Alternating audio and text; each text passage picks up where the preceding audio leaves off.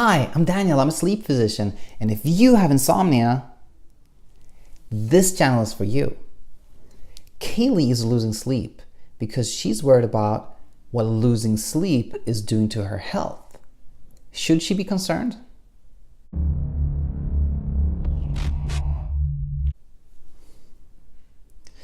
Before we look at an email from Kaylee, a big thank you to Jake, a recent subscriber who advised me that making a playlist of all the videos would be a good idea. And it's a fantastic idea. I'm like, why didn't I think of that? So big thank you to you, Jake. I will be working on that very shortly. Now, Kaylee has expressed that she's worried about health consequences of losing sleep. And we're going to look at an email and talk about that. Before we do, as always, what I say here is general advice, not any specific medical advice to you, Kaylee, or anybody else. That being said, let's read this email together.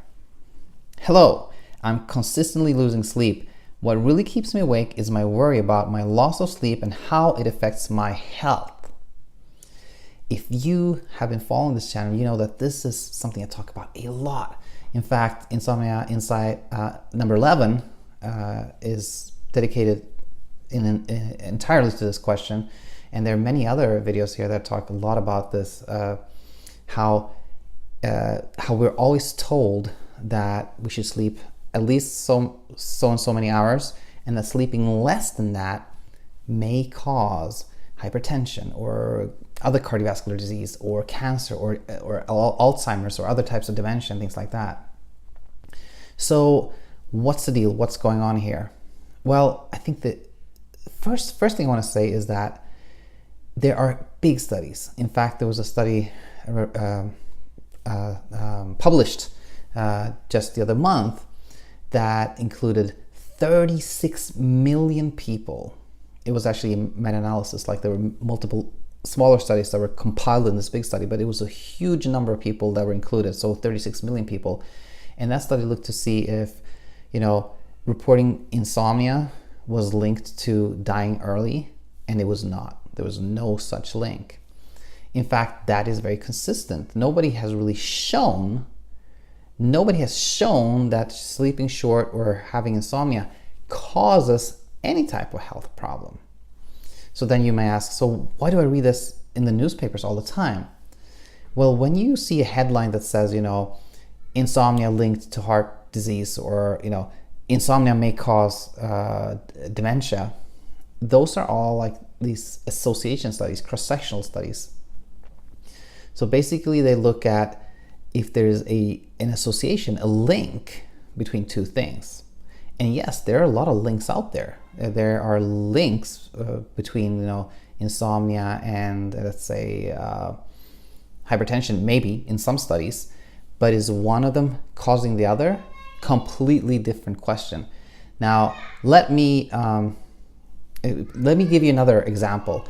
Classic link or association is the one between having ashtrays at home and lung cancer.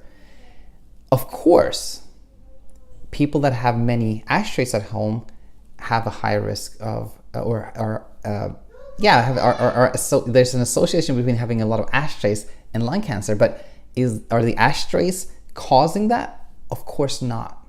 So basically, I think the overall, like the big picture, the message here is that nobody has shown that insomnia causes any health problems beyond, the obvious ones, like, feeling foggy and like unrefreshed and poor quality of life. And those are huge issues.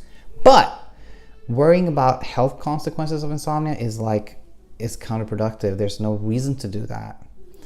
And I did write this in a response to Kaylee, and then she had another kind of a comeback question, which I also want to mention. So it's a second email here. Let's read that together. What about this? Doesn't insomnia lead to fat gain? And also, isn't it true that there's no growth hormone released? So first of all, like the whole thing about weight gain and sleep, what's the picture there? Well, I do see a lot of patients in my clinic that are referred because they have a hard time losing weight, and the thought is like, you're not sleeping well, therefore you're not being able to lose weight, and if you sleep better, you may lose weight, etc.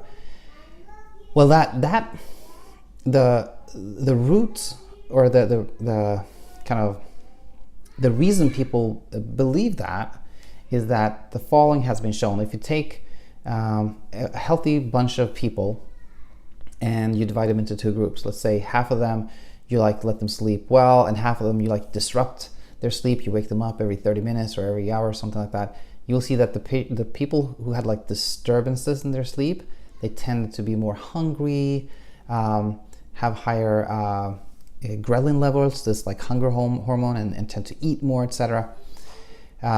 However, those studies are typically like 1 week, 2 weeks, 3 weeks. Nobody really knows what that means. Meaning, if somebody has interrupted sleep, is that the same thing as having insomnia? And another thing I want to bring up here is that when we look at, for example, sleep apnea, where people have very fragmented sleep, and you treat them with CPAP therapy, with this like, using a mask, and that helps people breathe. You would think that if they now have like really good quality sleep and sleep longer, they would then lose weight, which doesn't happen. In fact, if anything, there's a trend to gain weight when you start treating people with CPAP. So the relationship between, insomnia and weight, not clear at all.